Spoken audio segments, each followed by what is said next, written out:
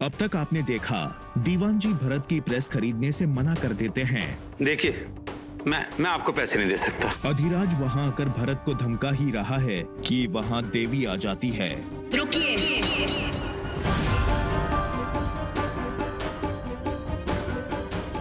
मैं तुमसे शादी करने के लिए तैयार हूँ अधिराज रजावत। अधिराज और देवी के बीच इस जंग में आखिर किसकी होगी जीत, देखते रहिए।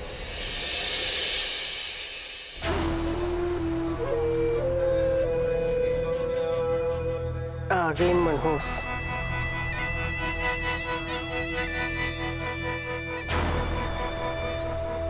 जय भोले मासा। अरे लाडे सर, विजयी हो। हमारे लिए खुशखबरी लाया हूँ मासा।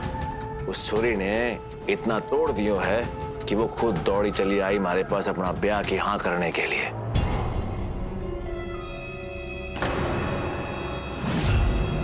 दो दिन बस मासा, 2 दिन, फिर छोरी ने तारे कदमों मिलाकर फेंक दूंगा और अपने पैरों को जुत्ती बना लेना। अपना और हमारा दोनों का बदला भी ले लेना। हमारे को पतो थे हमारा लाडे सर हमारे वास्ते इतना तो करेगा। छोरे की हाँ ना के फर्क पड़े है तने, बस तो हर एक घाव के दुख का बदला लेना पड़ेगा उस छोरी ने।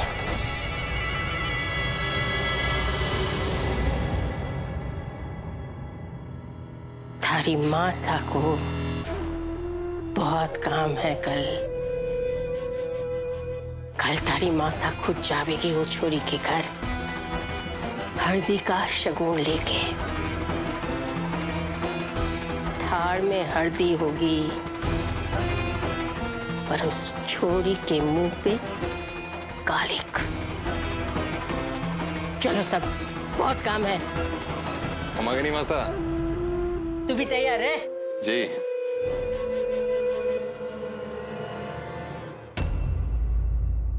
बधाई हो, अब तो आप बहुत खुश होंगे।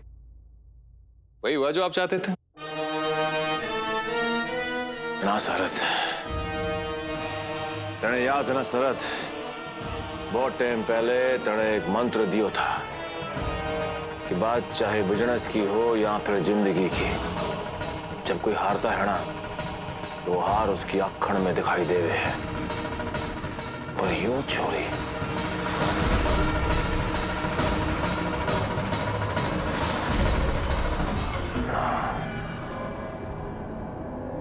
हार इसकी अखड़ में ना दिखाई दे। मैंने कुछ तो है जो मैंने पढ़ा नहीं, पर अब पढ़ना पड़ेगा।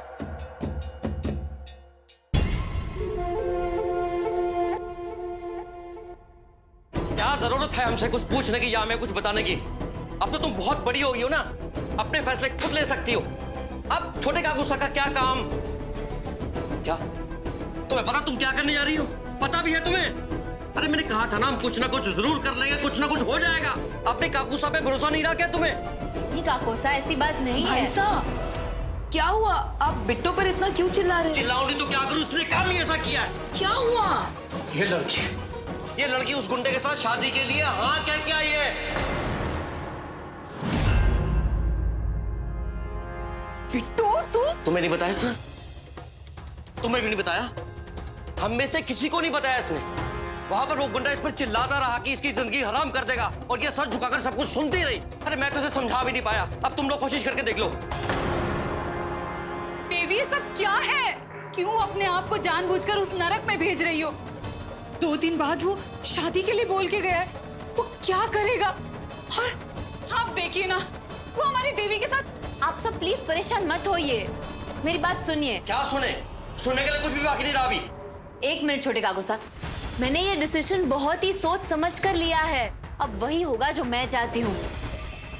वो ऐसा ही शादी के लिए मैंने हाँ कही है, पर बहुत बड़ा मकसद था उसके पीछे। अधिराज को हमेशा हमेशा के लिए हम सबकी जिंदगी से दूर करना, और वो मकसद पूरा होगा।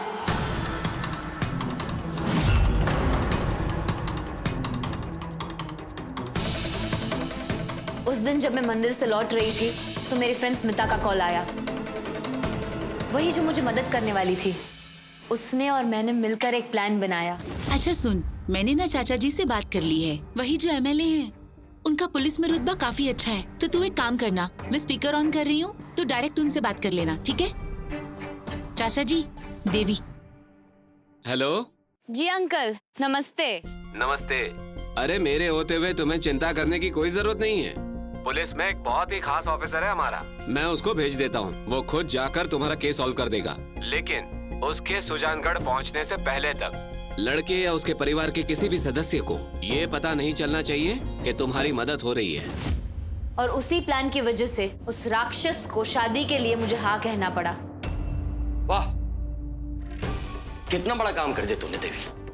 हमसे एक बार बात करना भी जरूरी नहीं समझा? बेटा तुझे क्या लगता है ये सब इतना आसान है कि एक आदमी बाहर से आएगा और उस गुंडे का खेल खत्म? अरे तू शादी के लिए इतना बड़ा मुंह खोल के आई है। अरे वो पुलिस वाला सरकारी ड्यूटी पे नहीं आ रहा है यहाँ पर, वो तो उस एमएलए पे एहसान कर रहा है। लेकिन अगर उसके बीच में ड्यूटी आ गई तो उसे सबसे पहले अपनी ड्यूटी पर जाना पड़ेगा। देवी बेटा, अपनी जिंदगी के लिए तूने बहुत बड़ा खतरा मोल लिया है। तुझे देवी माँ पे बहुत भरोसा है ना? अब देवी माँ से प्रार्थना कर कि सब कुछ ठीक हो जाए, क्योंकि अगर ये शादी हो गई ना तो मैं अपनी फूल सी बच्ची को उस राक्षस के हाथों से कैसे बचाऊंगा, मुझे पता नहीं।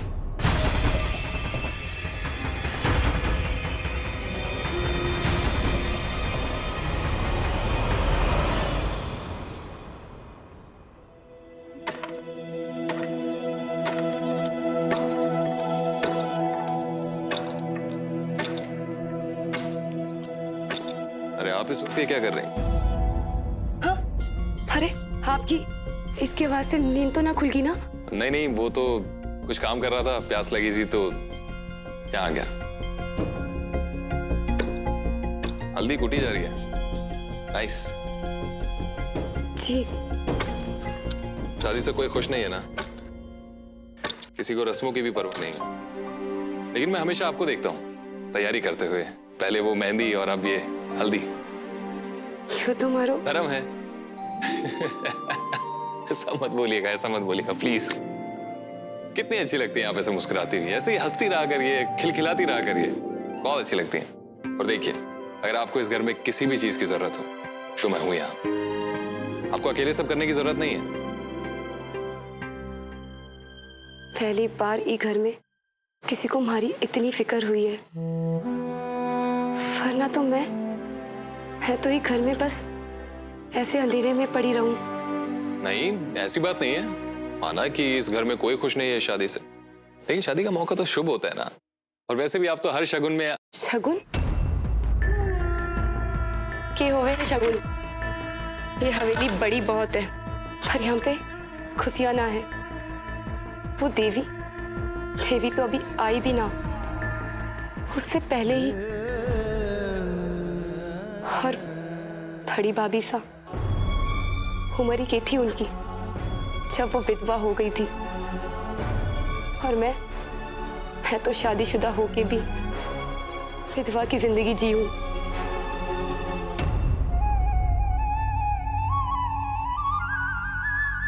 रात बहुत हो गई है, मणे जाना है।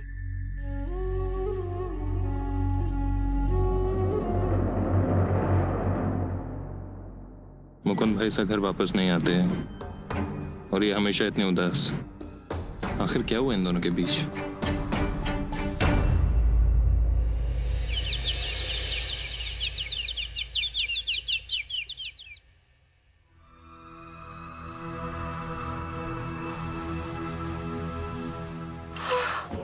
मैं पड़ गई चूल्हे में।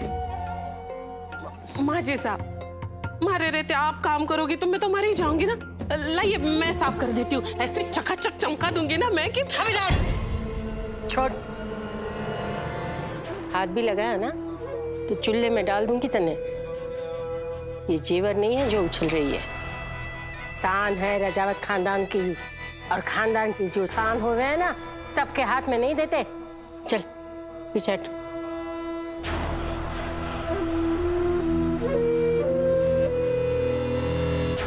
जय बोले। विजय हो। कमगणी मासा। अरे शरद, वो प्रीतमपुर वाली जमीन का क्या हुआ? काम आगे बढ़ा कि नहीं? मासा वो दरअसल। अरे माँ साहब, सरहद क्या करेगा, सरकार बीच में आ गई है। अब सरकार का तो कुछ नहीं कर सकते ना हम, तो इंतजार करना पड़ेगा। अरे लाडे सर, थारे पे पूरा भरोसा है मनी को। अरे इतनी जमीन जुड़ा ली है तो ये जमीन कट्टे जावेगी, हमारे पास तो आवेगी। चिंता ना कर।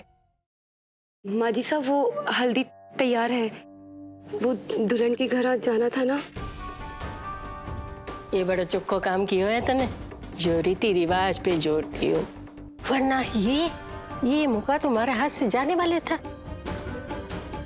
चल बिंदनी, आज रिवाज तो मैं पूरा करूंगी। माँ जी साहब, वो जबान काट ली किसी ने? वो क्या करे? माँ जी साहब, वो रिवाज के अनुसार पहली हल्दी दूल्हे को लागे है, फिर दुल्हन को, नहीं तो अपशगुन होवे है। रत्ती भर की तो अक्ल ना है थारे में, शगुन अपशगुन सिखा रही है। वो छोरी की जिंदगी को बर्बाद करना है, तो सारे सगुन अपशगुनी हुए हैं, समझी? एक मिनट माँ साहब, भाभी साहब बिल्कुल ठीक कह रही हैं।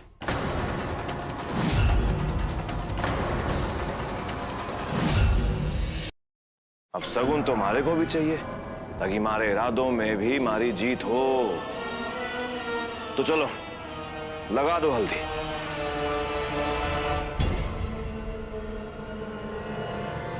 हमारी जूती पे।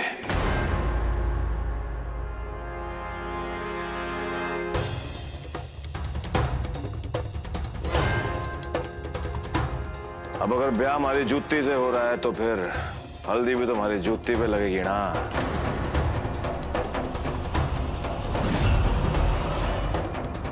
क्या करिए? जा लगा हल्दी अधिराज की जुत्ती ने।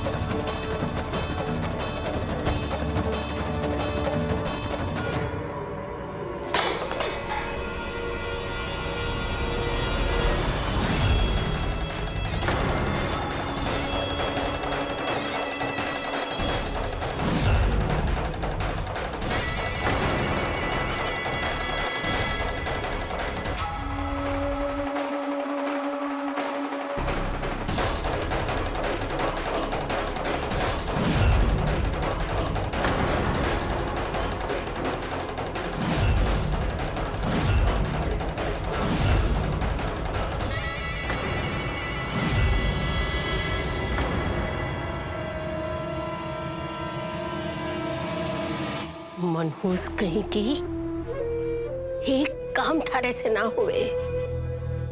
न थाल हाथ में रख सकते, ना पति। शगुन अपशगुन सिखा रही थी।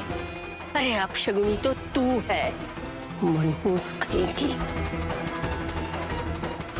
लाडे सर, जाके कपड़े बदल ले।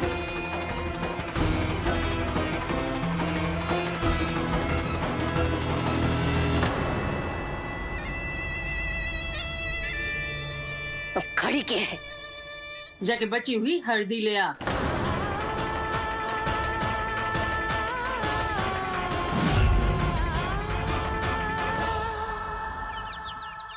जी इंस्पेक्टर साहब, हम सांसों के इंतजार कर रहे हैं, वो कब आएगा? स्मिता के चाचा ने बात कर ली है पुलिस से, फिर काकू से वो आते ही होंगे कभी भी। पर अगर उन्हें देर हो गई तो? प्लीज स्मिता, ऐसा मत होने देना। हर तरफ से रास्ते बंद हो गए हमारे लिए, बस एक यही उम्मीद बची है।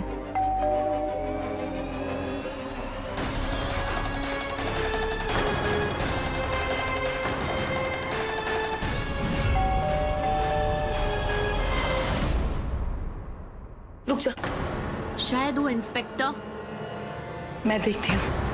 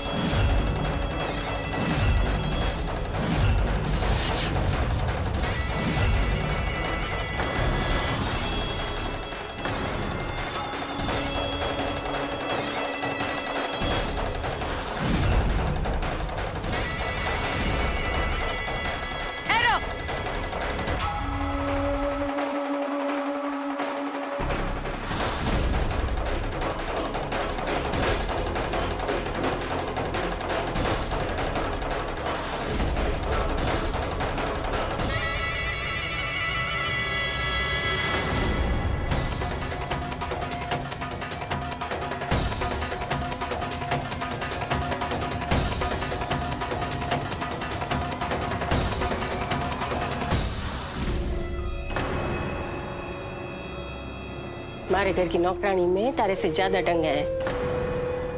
वो अपने झोपड़े में बिठावे है, पानी देवे है। ये झोपड़ा तो है पर तारे में ढंग ना है। अपने होने वाली दुश्मन समधन का ऐसे स्वागत करोगी के?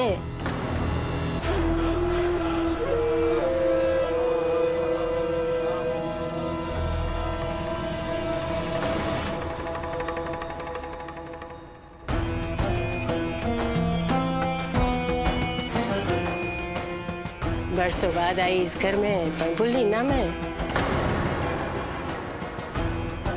आखिरी बार अंबिका की शादी में ही आई थी ना? देखिए इस वक्त हम लोग कुछ ना बदला, सब वैसे का वैसा ही है। न झोपड़ा बदला न कुछ। पहले भी ये झोपड़ा रजावत के लायक न था, आज भी रजावत के लायक ना है। अंबिका पहले भी अकेले थी और आज भी अकेली है। लगे हैं इस झोपड़े को और अंबिका को ग्रहण लग गए हैं। आप यहाँ किस लिए आई हैं? बताना पड़ेगा।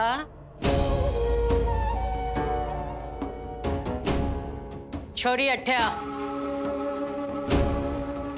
बिंदनी तू ना।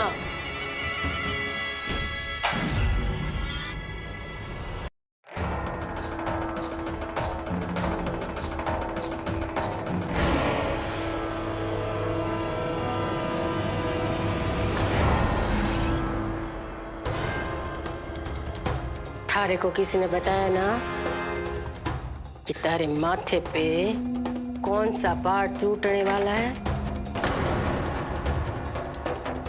इस घर की एक छोरी को चौखट पे छोड़ के दूसरी छोरी को लेने क्यों आ गई?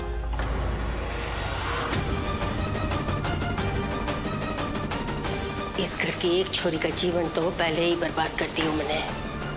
शादी के मंडप से उठा लियो तारी बुआ सा ने, जिस पे थूकती है ना उसका घर फिर से न बसे।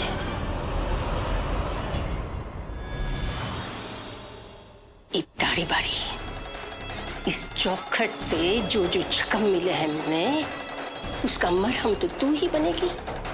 और वैसे भी माँ बाप का अधूरा काम तो बच्चे ही पूरा करते हैं। और जो खोला गया तने सामने से हाँ कर दी ना भी करती ना तो तारा अंजाम वही होता। जिंदगी बर्बाद। बस मेरे घर ऊंची आवाज में बात ना कर। एक काम ढंग से ना हो सके तारे से, चौहान परिवार का नाम तो न रखा। और जबान चले है तारे परिवार की। समझा दियो सबको, आज से हमारा हुक्म आखिरी होगा। थारे जीवन में इतना जहर भरूंगी, इतना जहर भरूंगी कि तू भगवान से बोलेगी कि मैंने बचाया क्यों? माँ बाप के साथ मार दिया होता तो अच्छा होता। मर जाती तो आपका ये रूप कैसे देख पाती मैं? ये शादी सिर्फ एक चुनौती है और उस चुनौती का हम सब एक साथ सामना करेंगे, समझिए आप?